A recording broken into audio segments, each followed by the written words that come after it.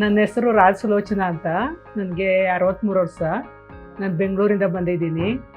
ನನಗೆ ಇದು ಪಿತ್ತಕೋಶದಲ್ಲಿ ಕಲ್ಲಿನ ಪ್ರಾಬ್ಲಮ್ ಇತ್ತು.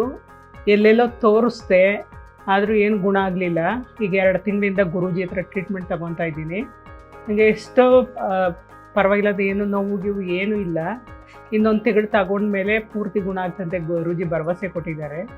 ಹಾಗೆ ಮತ್ತು ನನಗೆ ಗಂಟ್ಲು ನೋವು ಬರ್ತಾಯಿತ್ತು. ನಾನು ಬೇರೆ ಕಡೆ ಎಲ್ಲ ತೋರಿಸ್ದೆ, ಆದ್ರೂ ಏನು ಗುಣ ಆಗಲಿಲ್ಲ. ಗಂಟ್ಲು ನೋವಿಗೂ ಗುರೂಜಿ ಹತ್ರ ತೋರಿಸಿದ್ಮೇಲೆ ಇವಾಗ 1 ತಿಂಗಳಲ್ಲಿ ತೋರಿಸಿದೆ. ಇವಾಗ ತುಂಬ 90% ಕಡಿಮೆ ಆಗಿದೆ. ತುಂಬ ತೊಂದರೆ ಕೊಡ್ತಾಯಿತ್ತು, ನಿದ್ದೆ ಮಾಡೋಕ್ಕಾಗ್ತಾಯಿಲ್ಲ, ಇದ್ದಕ್ಕಿದ್ದಂಗೆ ಕೆಮ್ಮಲು, ಗಂಟ್ಲು ನೋವು, ತುಂಬ ತೊಂದರೆ ಅನಿಸ್ತಿದ್ದೆ.